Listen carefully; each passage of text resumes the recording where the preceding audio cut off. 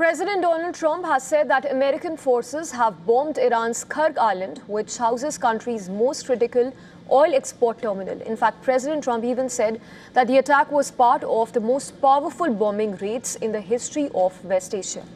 In a post on his Truth Social platform, Trump termed the island as the crown jewel of Iran, saying that he stopped short of bombing the oil infrastructure on the island. He, however, warned that he would reconsider this if Iran or anyone else decides to interfere with the free and safe passage of ships through the Strait of Hormuz. Trump also shared a video of strikes on unidentified targets after announcing attack on Kharg Island. So far, the island had been left untouched by the US and Israeli strikes in the ongoing war on Iran. Both countries have treaded carefully around the island, but Trump administration officials have been reported as saying that the capturing of Kharg Island was very much on the table. The island is roughly 30 kilometers off Iran's coast in Bushehr province and is far more significant than its size suggests. 20 square kilometer island handles almost all of Iran's crude exports, since much of the Iranian coastline is too shallow to handle supertankers.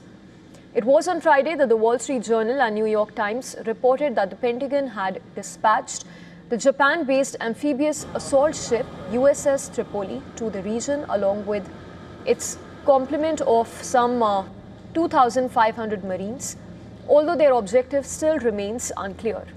With the latest strike carried out by the US, Trump has also broken the tradition of not striking the Kharg Island.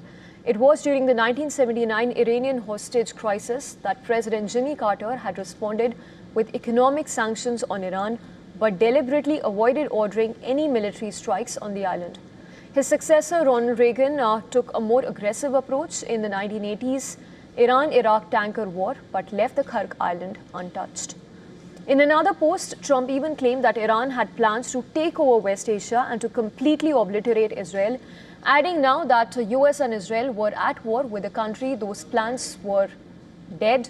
He even added that US-Israel may have different objectives in the ongoing war.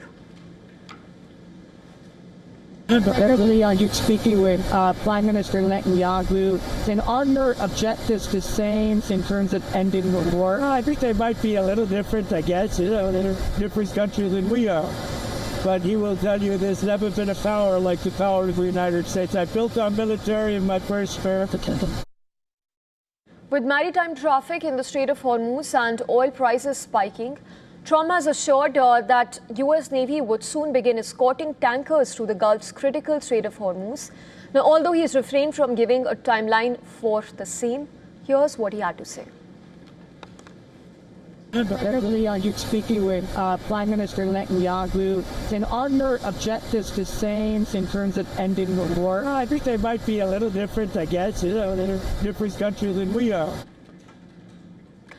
To discuss more on escalating West Asia conflict, we earlier spoke with Dr. Charles Kupchan, who is a senior fellow at the Council on Foreign Relations, an excerpt of what he had to say earlier.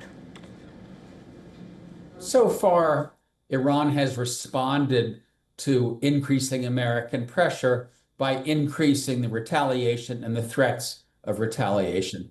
I think that the strike against Kharg Island is an important move by the United States. We are also hearing that there are around 2,000 Marines that are deploying from Okinawa to the Middle East. My guess is that their mission, if the war is still going on a week from now, will be to take control of Kharg Island, because that would in some ways pose a direct threat to Iran's economic lifeline.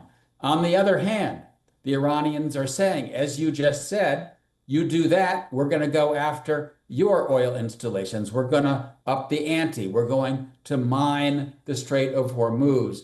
So right now we're in a tit-for-tat game of escalation. I think the United States and Israel have the upper hand in military terms, but Iran thus far has proven to be, I think, a much tougher target than Donald Trump had expected.